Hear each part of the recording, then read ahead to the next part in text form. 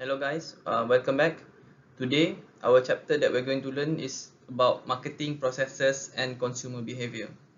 You see, as consumers, we are influenced by the marketing activities done by people and companies. Marketing activities are done to get our attention, get to know about their product, and ensure that we buy their products rather than their competitors. Being consumers makes us the essential components in the marketing processes. Our needs and our wants are the major forces that drive marketing. Hence, for today, we are going to educate ourselves to understand more about marketing processes and consumer behavior. In this chapter, we're going to learn about the marketing basics, which include marketing plan and also the four components of marketing mix, which is called as the 4Ps, as you can see here. We will also learn about the target markets and also the market segmentations. Lastly, we're going to discuss about the consumer buying process. We'll start our lecture by looking at the definition of marketing. When we talk about marketing, most of us actually think of marketing as advertisement for detergents and soft drinks. Marketing, however, encompasses a much wider range of activities. If you look at the definition given by American Marketing Association, they define marketing as activities, a set of institutions and processes to create, communicate, deliver, and exchange offering that have value for customers, for clients, partners, and society at large. I've also written here the definition of marketing for you to read, but more or less it's quite similar. So what causes buyer to purchase one product instead of another? Although our desire to purchase product or services are unlimited, we want to purchase and own everything if possible. Our financial resources, which is money, are limited. So we need to be very selective. Therefore, customers usually try to buy products that offer the best value to fulfill their wants and needs. Let's take a look at the value. Let me circle it here. So let's take a look at the value. The value of a product compares its benefits with its costs. Benefits include not only the functions of the products, but also the emotional satisfaction associated with owning, experiencing, or even possessing it. But every product has costs, which includes sales price, the cost of buyer's time, and even the emotional cost of making a purchase decision. A satisfied customer perceives the benefit derived from the purchase to be greater than its cost. Therefore, the simple but important ratio for value is derived as follows. Value equals to benefits divided by cost. The marketing strategies employed by companies focus on increasing value for customers. Marketing resources focus on adding benefits or maybe reducing cost of products. This will then lead to perceived increased value for customers, which will satisfy the customers more. So to satisfy customers, a company may, number one, develop an entirely new product that performs better or maybe even provide greater performance benefit than existing product.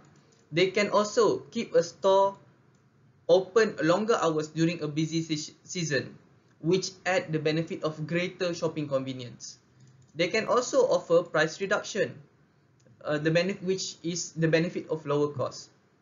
They can also offer information that explain how a product can be used in new ways, which is the benefit of new users at no added cost.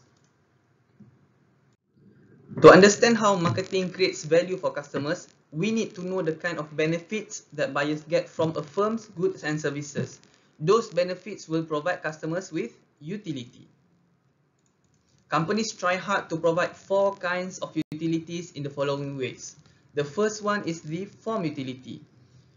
Marketing has a voice in designing products with features that the customers want. For example, Dell increases its form utility in its laptop by providing laptops that are lighter, that looks nicer, that have more functions. This increases the form utility. When we talk about time utility, marketing creates a time utility by providing products when customers will want them. For example, during Christmas, companies ensure that their products can meet the demand and it can be purchased few weeks before Christmas. 7-Eleven ensure that they can provide very high time utility by operating 24/7, whereby the customers can get what they want anytime. Moving on to place utility, this one here. Marketing creates a place utility by providing products where customers will want them. Companies ensure high place utility by opening up stores near to the local places. Companies also increase place utility by ensuring that their products can be bought online, which makes it very convenient for their customers. The last one is the possession utility. Marketing creates a possession utility by transferring product ownership to customers by setting selling prices, setting terms for customers' credit payment, if needed, and providing ownership document. So those are the 4 types of utility that marketing provides to their customers. The next one we're going to discuss about goods, services, and ideas. You see, actually marketing applies to 2 types of customers. The first one are those who buy consumer goods, and second, those who buy industrial goods. So we have consumer goods and also industrial goods. If you go to department store, the employee who works there may ask if you'd like to try on a new perfume. Or if you go to local auto dealers, they offer you a good car at an affordable price. Those products are all consumer goods. They are tangible goods that you, the consumers, may buy for personal use. Firms that sell goods to consumers for personal consumption are engaged in consumer marketing. We also call this as business to consumer or B2C marketing. However, marketing also applies to industrial goods. They are the physical items used by companies to produce other goods. For example, maybe surgical instrument or bulldozers. They are all industrial goods. And also maybe components and raw materials like concrete, steel, coffee beans, plastics. So firms that sell goods to other companies are engaged in industrial marketing. We also call this as business to business or B2B marketing. But marketing technique also applies to services. This one here. So services are products which is intangible. They are non-physical features. They such as maybe professional advice, insurance, airlines, health clinics, or maybe arrangement for vacations. These are all services. Although marketing often focuses on a single transaction for products, services, or even ideas, marketers must also take a longer term perspective. Therefore, relationship marketing is a type of marketing that emphasizes on building lasting relationship with customers and suppliers. Stronger relationship, which includes stronger economic and social ties, can result in greater long-term satisfaction, customers' loyalty, and customer retention. The way that marketers do in building relationship with their customers have changed over the past few years. New methods such as customer relationship management (CRM) is now being used by companies. Customer relationship management (CRM) is actually an organized method that the company uses to build better information connection with clients, so that managers can develop stronger enterprise client relationship.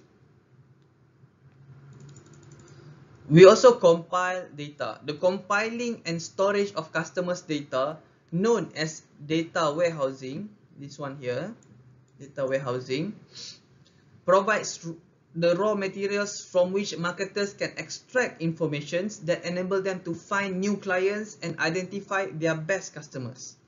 Marketers can then use or inform the priority clients about upcoming new products and maybe post-purchase service reminders. This will ensure companies can have maximum impact on their marketing effort. If companies don't use this tool, then they are going to waste a lot of time and money targeting or chasing after the wrong people without getting much sales. Marketing strategies are not determined solely by a business. Rather, they are also strongly influenced by powerful outside forces. As you can see in this figure here, okay, this one here, every marketing program must recognize the factors in a company's external environment, which is everything outside the organizational boundaries that will still affect them.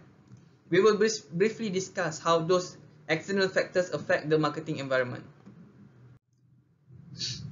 We have several marketing environment. We're going to go one by one. Yeah. So the first one is the political legal environment. Remember again, this is external. It's outside. This is beyond marketing's capability to control. So the first marketing environment is actually the political legal environment. This includes both global and domestic. they have profound effect on marketing. For example, environmental legislation has surely and will surely impact on how companies market their products. If a government focuses and passes law asking all companies to be more environmental friendly, marketers will then need to strategize again to ensure that their products are deemed environmentally friendly, that their packaging must also be environmentally friendly. They will also communicate this in their advertising. This will lead to better support amongst their customers, while at the same time aligns with the government's rules and regulations. The next one is socio-cultural environment. The socio-cultural environment also impacts marketing. Changing social values force companies to develop and promote new products. For example, if the people are more health conscious, marketers need to ensure that their products are deemed healthy, and they also need to communicate this to their customers. If people are more inclined to read or purchase products online, marketers need to make sure that their marketing efforts are focused more on online initiatives to capture more sales. The next one is the technological environment. The technological environment creates new goods and services. New products make existing products obsolete, and many products change our values and lifestyle. In turn, lifestyle changes often stimulate new products, not directly related to the new technological themselves. Mobile devices, the creation of so many different apps, and social media, for example, they facilitate business communication, just as prepackaged meals provide convenience for busy household cooks. The next environment is the economic environment. Because economic condition determines spending patterns by consumers, businesses, and governments, the economic environment influences marketing plans for product offering, pricing, and promotional strategies. Marketers are always concerned with such economic variables, which include inflation, interest rates, and also recessions. Therefore, marketers monitor the general business cycle to anticipate trends in consumer and also business spendings. I have to turn off the webcam for a while because my picture will block some of the words here. To promote product effectively, marketers must first understand which of the three types of competition that they face. There are three types of competition. The first one is substitute products. Substitute products, they might not look alike, or they may even seem very different from one another, but they can fulfill the same need. This one here. I'll take example. If you are thirsty, you can choose to drink mineral water. You can also choose to drink Coke or even tea. They are not similar, but they fulfill the same need. The next type of competition is the brand competition. In brand competition, it occurs between similar products and it's based on buyers' perception of the benefit of products offered by particular companies. If you want to buy product online, do you search Shopee, Lazada, Taobao, Amazon, or maybe others? Those are examples of brand competition. You will buy based on the benefit that you think is offered by the particular company. The third one is the international competition. International competition, they matches the product of domestic marketers against those of foreign competitors. Okay. For example, in China, Huawei competes not only with foreign companies like Samsung and Apple, they also compete with other local Chinese companies such as Oppo, Vivo, and Xiaomi. This is an example of international competition. Let's move on to the next part, which is developing a marketing plan. Marketing plan can only be developed once marketers they really understand their roles and also the nature of their competition. The marketing plan identifies the marketing objectives, and marketing objective states what marketing will accomplish in the future. It also contains strategy that identify the specific activities and resources that will be used to meet the needs and desires of customers. Marketing objective here can be defined, if you look here, marketing objective can be defined as the goals the marketing plans to accomplish. Marketing objectives are the critical elements that guide all of the detailed activities in the plan. And then we also have the marketing managers. The marketing managers are the people responsible for planning, organizing, leading, and controlling the organizational marketing resources towards supporting and also accomplishing the overall organizational mission. Marketing strategies will develop their marketing mix first to cater to different types of target market. Marketing mix consists of 4 P's. These are the marketing mix. The first P is product, if you can see here, product. Second is price. The third is place. Sometimes we call them as distribution. Lastly is promotion. It's important for you to know the 4 P's. Let's take a look at each of the 4 P's in the next slide. The first P is product. Marketing begins with a product. So what is a product? A product is a goods, service, or an idea which are designed to fill in the customer's needs or wants. And you have to know, producers, they often promote particular features of product to distinguish them in the marketplace. And we have this product differentiation. Product differentiation is that we create features or an image that makes a product different enough from their existing products to attract customers.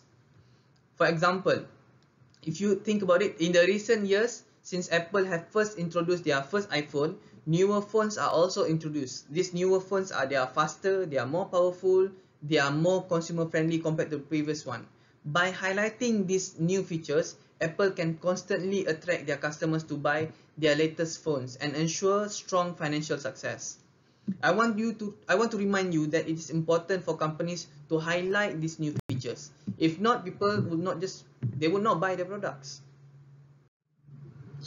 The second piece is pricing. The pricing of a product involves selecting the best price at which to sell it. It is often a balancing act. At one hand, prices must support a variety of costs, such as operating, administrative, research costs, marketing costs. On the other hand, prices cannot be too high so that the customers turn to competitors. So it's a balancing act. The third piece is place. Place, or sometimes called as distribution, they refer to where the customers and how the customers get access to the product that they want to buy. When products are created, they must become available to customers at some locations place, such as retail store or on the internet or even by direct delivery to customers.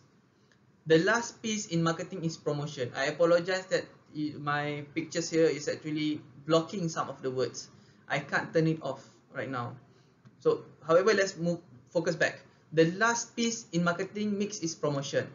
This is the most visible component of the marketing mix, which is promotion.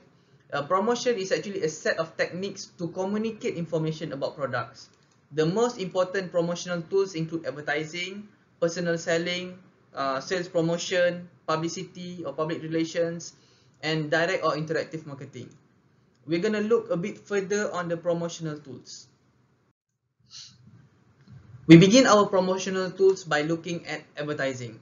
Advertising is any form of paid communication used by an identified sponsor to persuade or inform potential buyers about a product.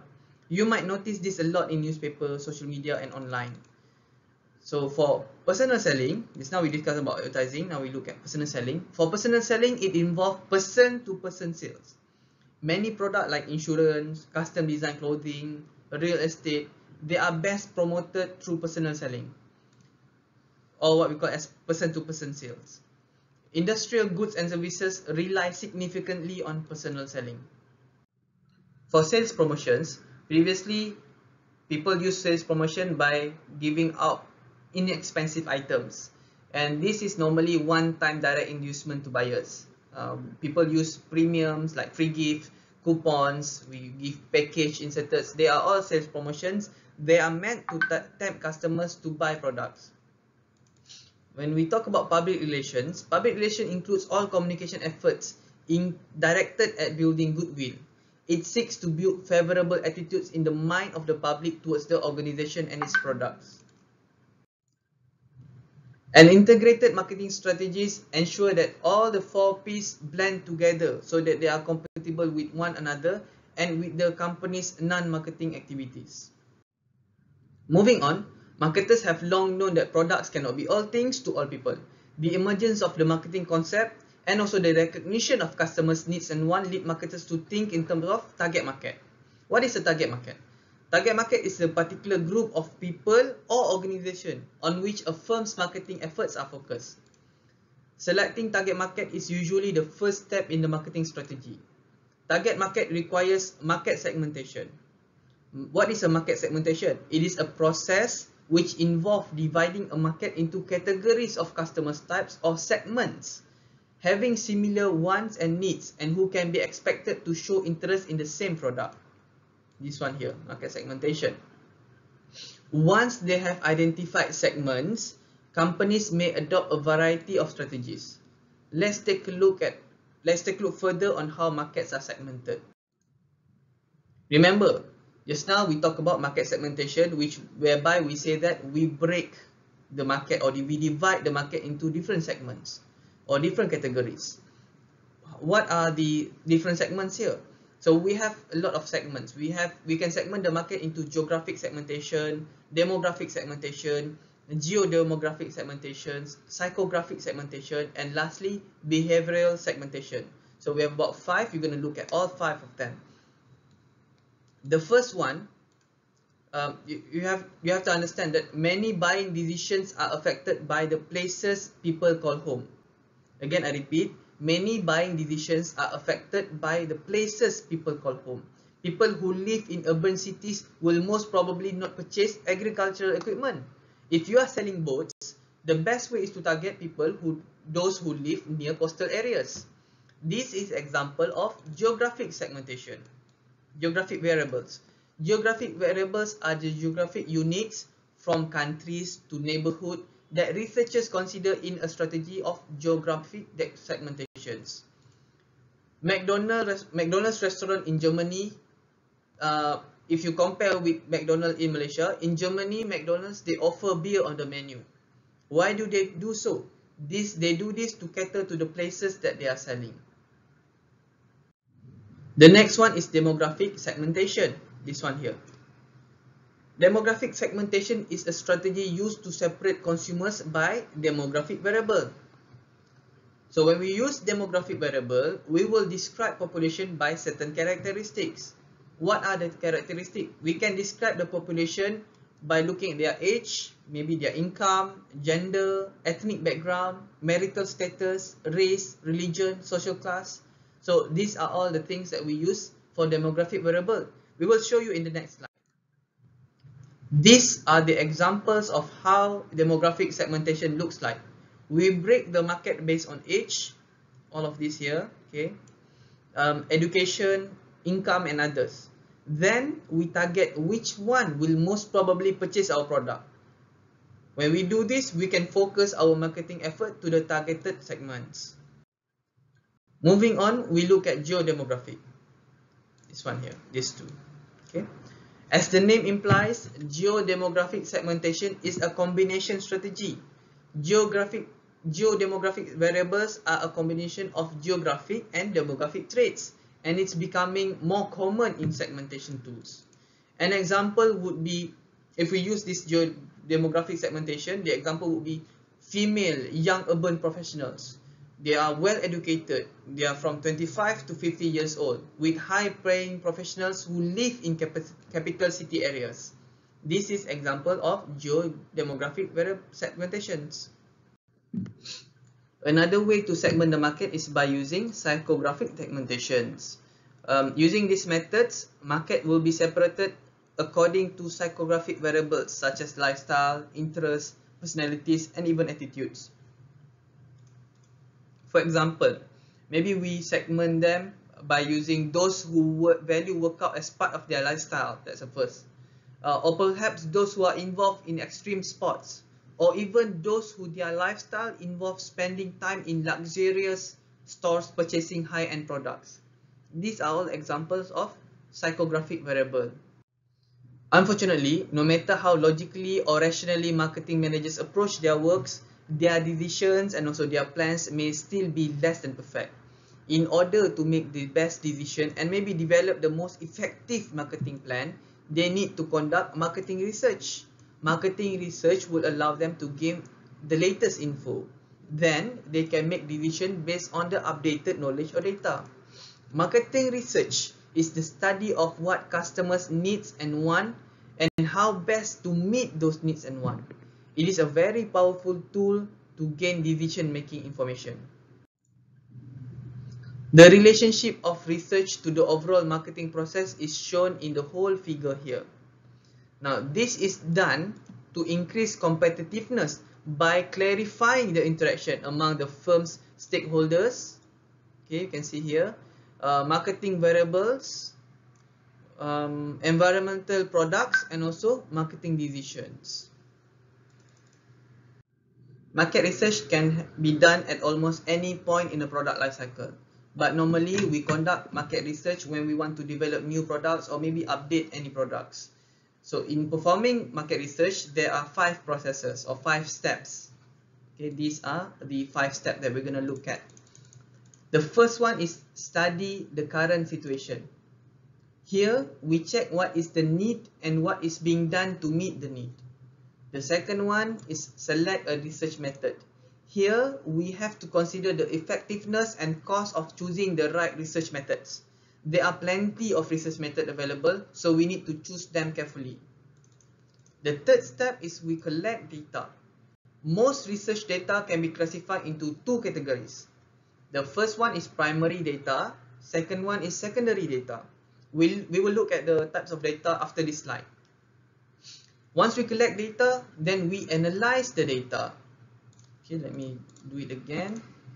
We will then analyze the data.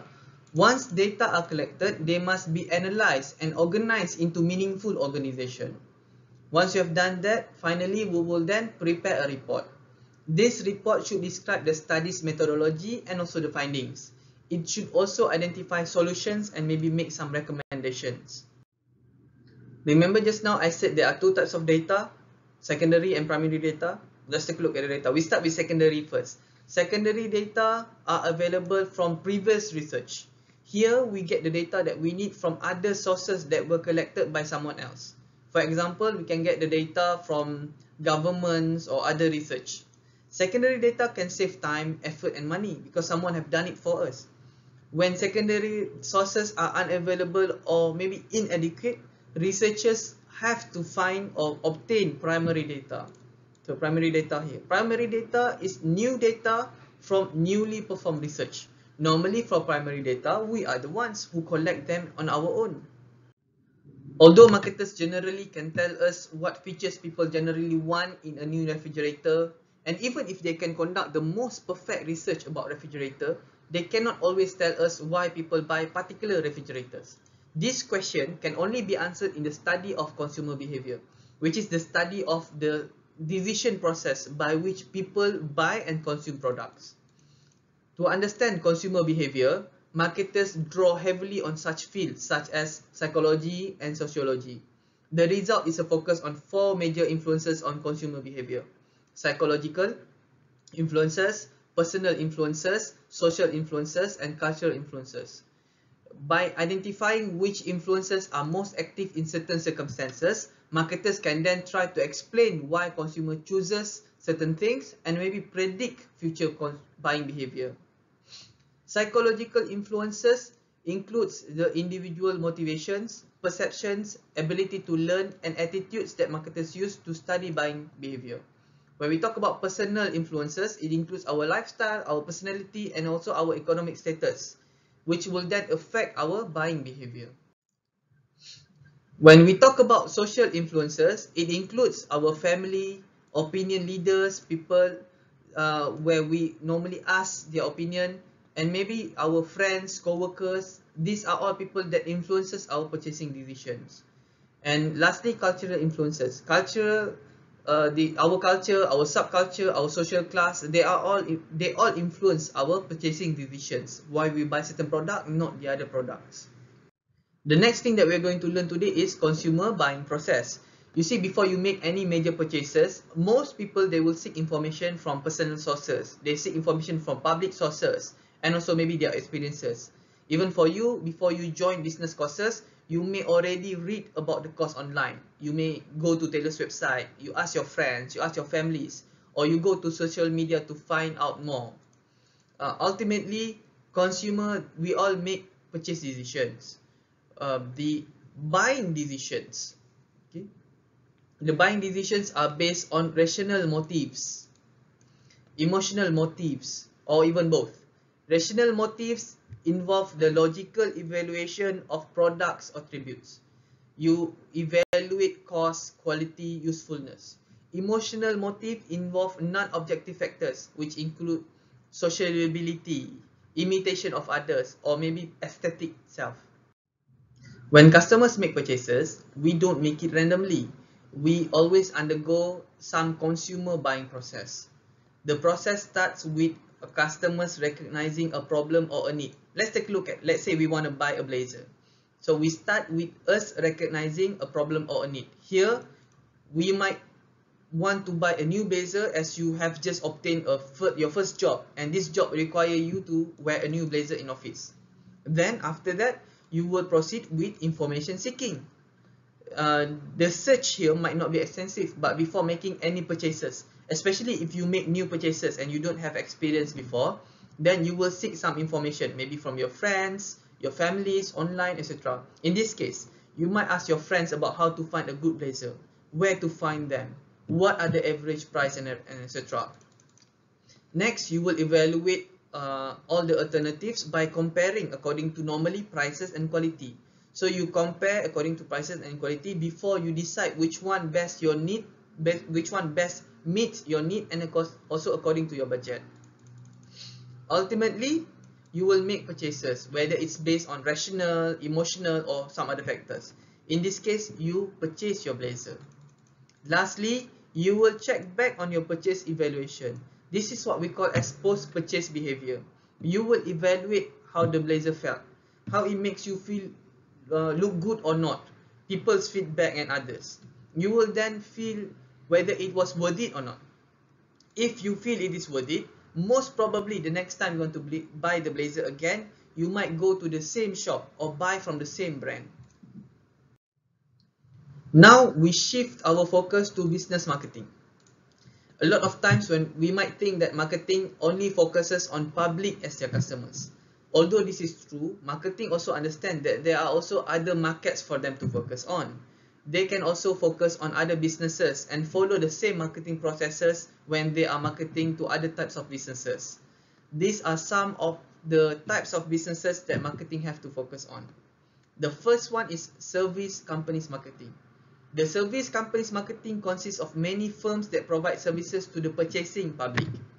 Imagine, for example, the materials and supply Disney World need to provide exceptional experience for visitors. This also includes clinics, hospitals, barbers, universities, and others that provide service to their customers. Okay. The next one is industrial marketing. The industrial markets include businesses that buy goods to be converted into other products or that are being used during production. It includes farmers, manufacturers, and some retailers. For reseller market, before products reach consumers, they pass through a reseller market consisting of intermediaries, wholesalers, and retailers that buy and resell the finished goods. Guys, this is our lecture note.